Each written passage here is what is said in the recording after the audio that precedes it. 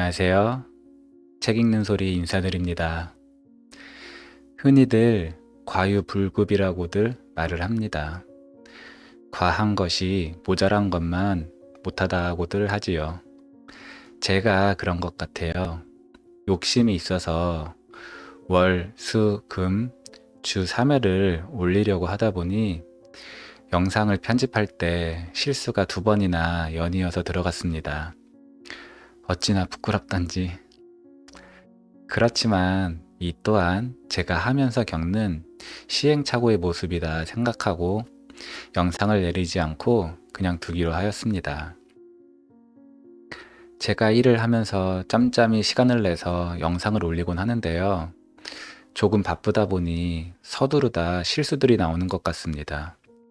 앞으론 더더욱 신경 써서 실수 없이 여러분들께서 들으실 때 편안하게 들으실 수 있도록 노력하겠습니다. 오늘 읽어드릴 책은 앞선 2번째에 이어서 3번째인데요. 책이 있는 마을에 괜찮아 나를 위해서라면 3번째 에피소드로 찾아뵙겠습니다. 이야기 하나, 언행일치의 소중함. 세상에는 교묘한 궤변으로 사람의 마음을 어지럽히는 사람들도 있다. 사람들이 궤변에 속아 넘어가는 것을 보고 쾌감과 자부심을 느끼는 사람들이다. 또 자신의 진심을 숨긴 채 교활함으로 무장한 위선자들, 기회주의자들, 상황에 따라 적절한 거짓말을 잘도 둘러대는 모석꾼들도 우리 주변에서 흔히 볼 수 있다. 거짓이나 위선은 타인은 물론이고 자신도 속이는 일이다. 서글픈 일이다. 자신에 대한 불성실은 거짓이나 위선 외에도 많다. 너무 과장되거나 왜곡되게 말을 하거나 지나치게 소극적인 생활 태도, 자기 잘못을 얼머무리기 위해 남의 의견에 소신 없이 동조하는 것, 그리고 애초부터 지킬 마음도 자신도 없으면서 말로만 하는 약속도 모두가 다 불성실의 대표적인 예다. 이 밖에도 허세를 부리거나 실제로 자신이 한 일이 아닌데 제 공으로 돌리는 것도 허황되기는 마찬가지다. 그런 유형의 사람들은 타인을 속이면서 의기양양해하지만 사실은 공허하기 짝이 없다. 성실함이라곤 눈 씻고 찾아봐도 없으니 남들에게 신뢰를 얻지 못할 것은 뻔하고 사기꾼 취급은 아니더라도 세상에 믿지 못할 사람, 허풍쟁이라는 오명을 쓴 채 인생에서 낙오된다. 19세기 영국의 시인이자 교육자인 매튜 아놀드는 정직을 인간이 지녀야 할 가장 소중한 미덕으로 쳤다.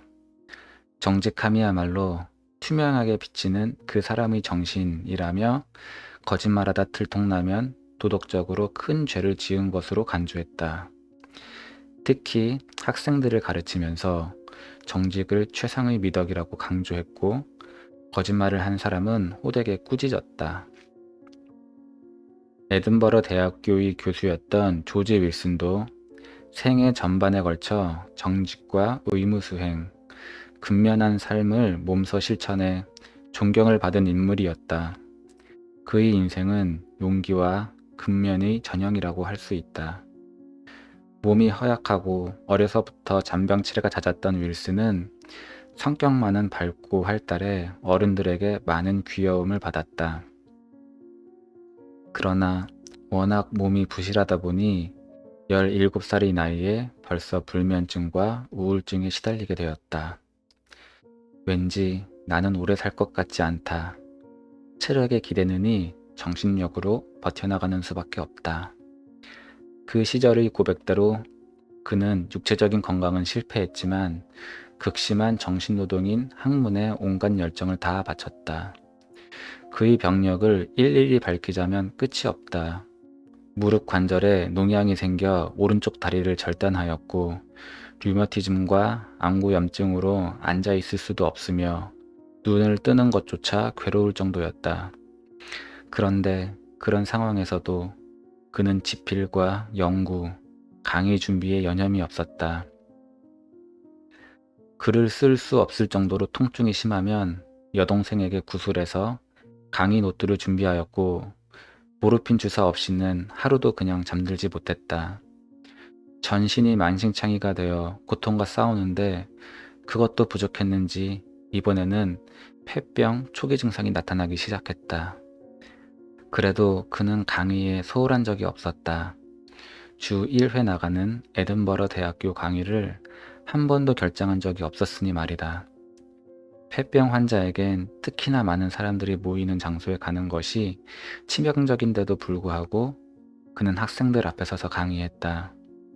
그는 늘 자신을 괴롭히는 많은 병을 자기 가슴속에 숨겨진 친구라고 말했다. 27살이 되던 해 그는 죽음의 그림자가 드리워졌음을 스스로 깨닫고 있으면서도 강의와 집필을 멈추지 않았다. 건강한 사람도 지치기 마련인 주 10시간씩의 강의를 소화해냈다. 그리고 어느 날 가장 가까운 친구에게 짤막한 편지를 띄웠다.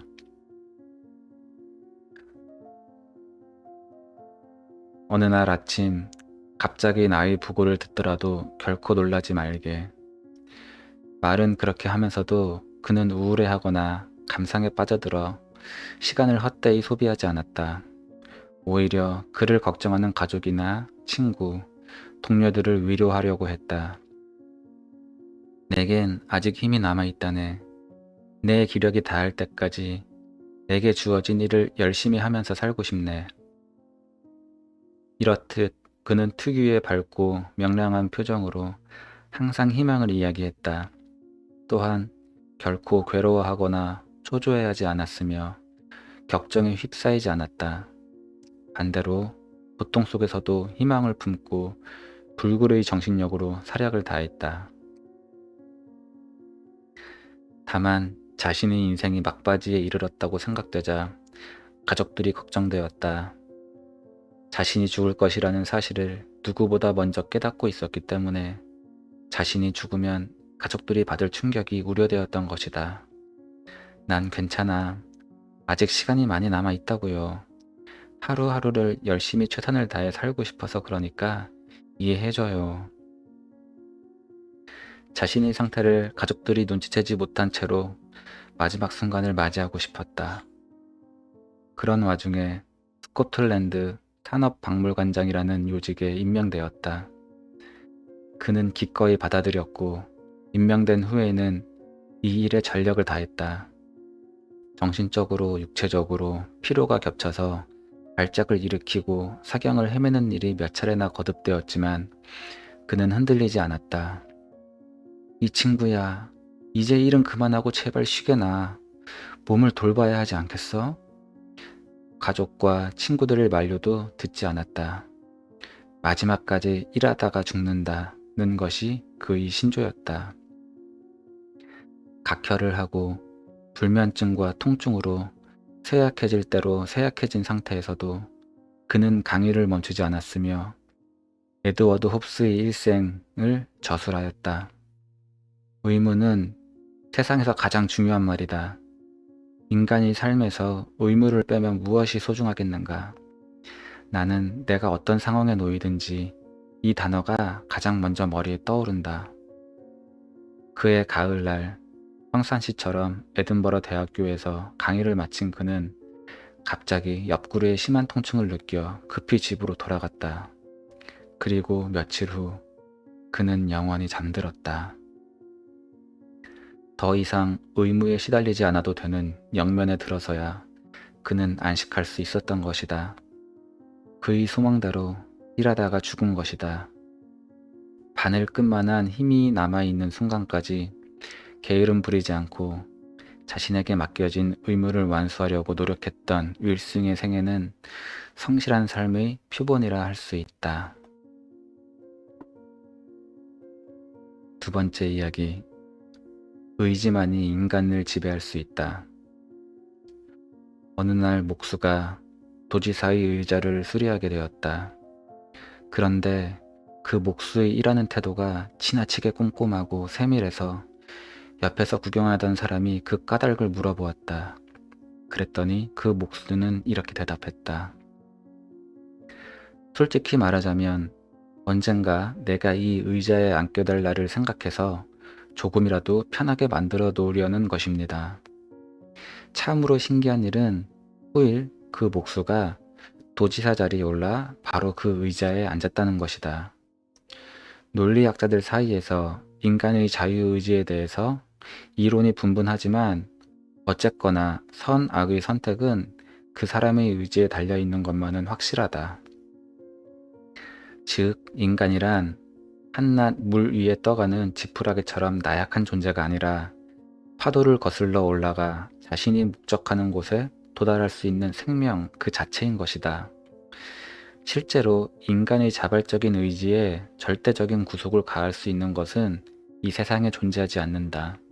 더구나 우리들 자신의 행동이 마법의 주문 따위에 휘둘리는 게 아니라는 것도 분명한 사실이다. 선행도 우리들 자신의 의지에 따른 것이고 심지어 악행조차도 그것을 저지르려는 의지가 없다면 행동으로까지 발전되지는 않을 것이다. 직장 생활이나 사회생활, 가정생활, 조직생활, 이 모든 것도 우리들 자신의 자유의지로 선택하는 것이다. 그뿐만 아니라 우리들 자신의 모든 행동은 인간의 의지는 자유롭다는 확신을 전제로 선택하는 것이다. 만일 이런 확신이 부정된다면 법이나 제도가 무슨 소용이며 도덕이나 규범 또한 무슨 의미가 있겠는가? 의지만이 인간을 완전히 소유할 수 있는 유일한 지배자인 것이다.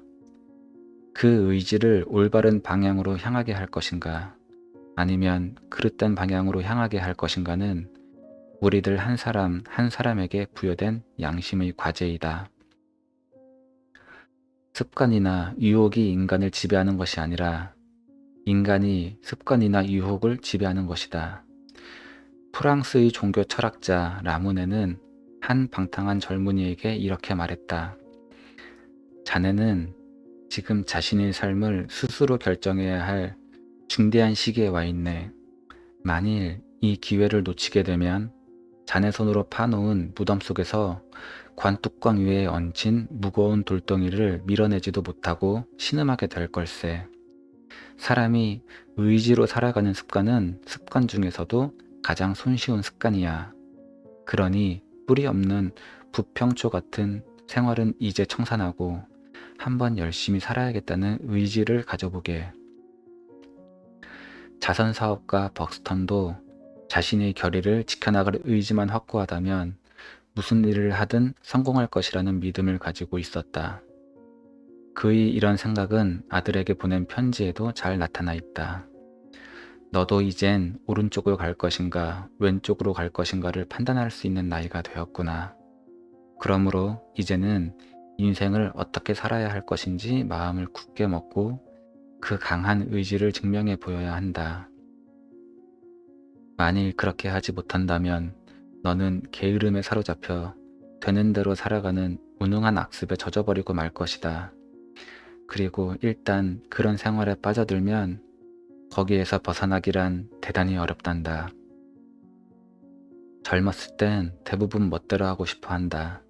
이 아버지도 그랬다. 그렇지만 나는 내 나이 때 과감하게 생활 태도를 바꿀 수 있었다. 현재의 내가 이렇게 만족스러운 생활을 누리게 된 것은 바로 그때의 변화 때문이었다고 해도 좋다. 아무쪼록 너도 부지런히 노력하고 의지를 굳건히 해서 삶의 지향점을 찾기 바란다. 지금 당장 결의를 가지고 첫 발을 내딛게 되면 언젠가는 오늘의 현명한 선택을 두고 평생도록 감사하게 될 것이다. 인간의 의지란 간혹 방향은 생각지 않고 맹목적으로 돌진하려는 성향이 있다. 그러나 올바른 목표와 동기를 찾는 것은 무척 중요한 일이다. 합리적인 삶의 방향을 향해 의지의 노를 저어가야만 하는 것이다. 구체적인 쾌락을 추구하는 의지는 순식간에 악마의 본성을 드러내 결국 자신을 수치스러운 관능의 노예로 전락시켜버릴 뿐이다. 반대로 선한 의지는 지혜로운 왕처럼 인간을 복되고 행복한 길로 이끌어준다. 이야기 말미에 이런 글이 써 있습니다. 의지만이 인간을 완전히 소유할 수 있는 유일한 지배자이다. 그 의지를 올바른 방향으로 향하게 할 것인가, 아니면 그릇된 방향으로 향하게 할 것인가는 우리들 한 사람 한 사람에게 부여된 양심의 과제이다. 여러분, 평안한 저녁 시간 되세요.